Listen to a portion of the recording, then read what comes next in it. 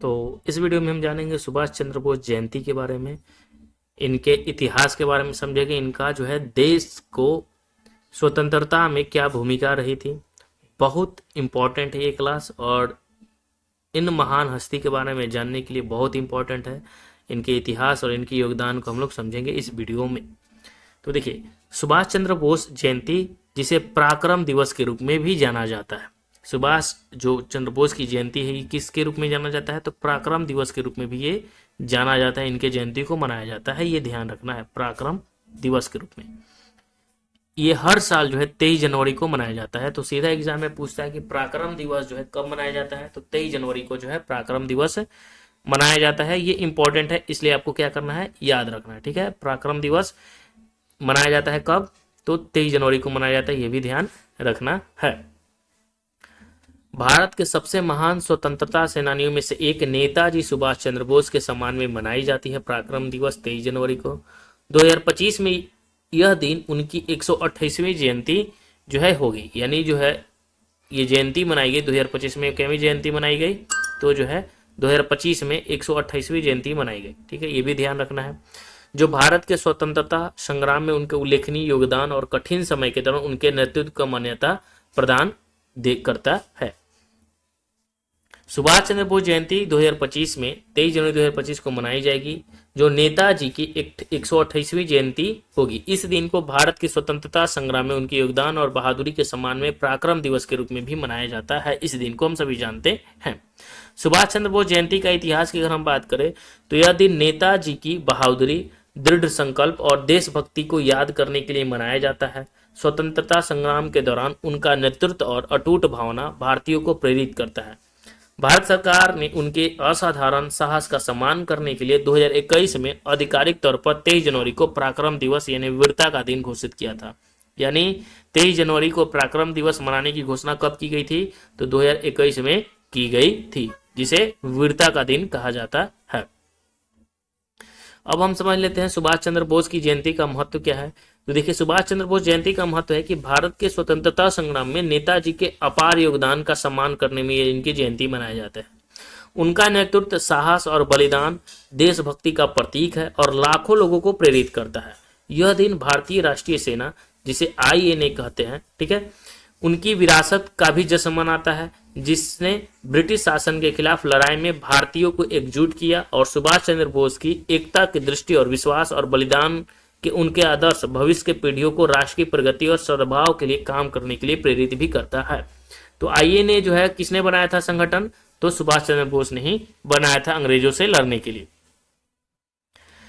देश भर में उनकी विरासत का जश्न मनाने के लिए कई कार्यक्रम, सेमिनार और गतिविधियां आयोजित की जाती हैं। स्कूल, कॉलेज और संगठन इस तरह के कार्यक्रम आयोजित करेंगे। नेताजी के जीवन का शिक्षा पद पर चर्चा सबसे पहले, परेड और सांस्कृतिक कार्यक्रम होते हैं, प्रतिमाएं और स्मारकों पर श्रद्धांजलि होती है। और ये गतिविधियां नेताजी की एकता, साहस और देशभक्ति के संदेश पर क्या करता है? जोर देता है। कुछ सुभाष चंद्र बोस के बारे में भी हम समझ लेते हैं। तो देखिए, नेताजी सुभाष चंद्र बोस का जन्म जो हुआ था वो कब हुआ था? बहुत इंपॉर्टेंट है, ये ध्यान रखना है। तो इनका जो जन्म हुआ था 23 जनवरी 1897 को हुआ था। कहाँ हुआ था? 23 जनवरी 1897 को हुआ था, उड़ीसा के कटक में हुआ था, ये भी ध्यान रखना है। और अपने शानदार दिमाग और निडर नेतृत्व के लिए जाने जाने वाले उन्होंने कोलकाता के प्रेसिडेंसी कॉलेज और बाद में इंग्लैंड के कैम्ब्रिज विश्वविद्यालय में अध्ययन किया। 1919 में प्रतिष्ठित भारतीय सिविल सेवा, यानी इन्हें जो है ना, सोचिए ये ICS थे, ये भी ध्यान रखना, ये क्या थे? ICS थे। 1919 में प्रतिष्ठित भारतीय सिविल सेवा ICS परीक्षा उत्तीर्ण करने के बावजूद उन्होंने भारत की स्वतंत्रता आंदोलन में शामिल होने के लिए सेवा छोड़ दिया था। ICS का जॉब इन्होंने छोड़ दिया था। मुख्य विवरण की अगर हम बात करें तो इनका पूरा नाम क्या है? तो पूरा नाम जो है सुभाष चंद्र बोस है, ये ध्यान रखना है। इनका पूरा नाम क्या है? तो पूरा नाम मेरे भाई सुभाष चंद्र बोस है।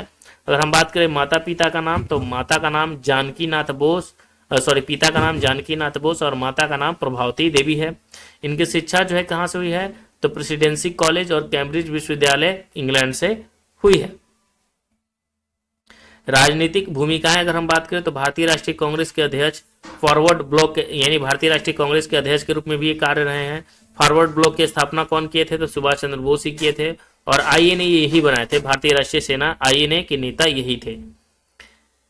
भारत के स्वतंत्रता संग्राम में नेताजी की क्या भूमिका रही उसके बारे में भी हम समझ लेते हैं। तो देखिए, नेताजी सुभाष चंद्र बोस ने अपने क्रांतिकारी विचारों और मजबूत नेतृत्व के साथ भारत की आजादी की लड़ाई में अहम भूमिका निभाई। उनके कुछ प्रमुख योगदान भी हैं। क्या है? तो पहले उन्होंने कांग्रेस की अध्यक्षता 1938 से लेकर 1939 में, इन्हीं 1938-39 में भारतीय राष्ट्रीय कांग्रेस के अध्यक्ष भी बने। और हालांकि बाद में अन्य नेताओं के साथ मतभेद के कारण इन्होंने इस्तीफा दे दिया था। फॉरवर्ड ब्लॉक की स्थापना इन्होंने 1939 में की। नेताजी ने भारत में वामपंथी ताकतों को एकजुट करने के लिए फॉरवर्ड ब्लॉक की स्थापना की। भारतीय राष्ट्रीय सेना आईएनए की स्थापना इन्होंने की। उन्होंने द्वितीय विश्व युद्ध के दौरान ब्रिटिश सेना के खिलाफ लड़ने के लिए आईएनए का गठन किया और भारत को दिल्ली चलो के नारों से प्रेरित किया। तो दिल्ली चलो का नारा किसने दिया था? ये इंपॉर्टेंट याद रखना है, बार बार एग्जाम में पूछता है। दिल्ली चलो का नारा सुभाष चंद्र बोस जी ने दिया था। आजाद हिंद सरकार की अगर हम बात करें तो 1943 में भारत सरकार के स्वशासन के अधिकार पर बल देते हुए स्वतंत्र भारत की अंतरिम सरकार का गठन की घोषणा की थी।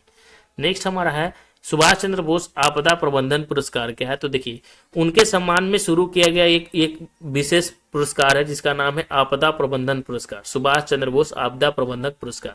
ठीक है, यह पुरस्कार जो है असाधारण योगदान को मान्यता देता है। इसकी घोषणा हर साल 23 जनवरी को की जाती है। यानी आपदा जो प्रबंधन पुरस्कार है वो कब दी जाती है? तो 23 जनवरी को जो है इसकी घोषणा की जाती है, ये ध्यान रखना है।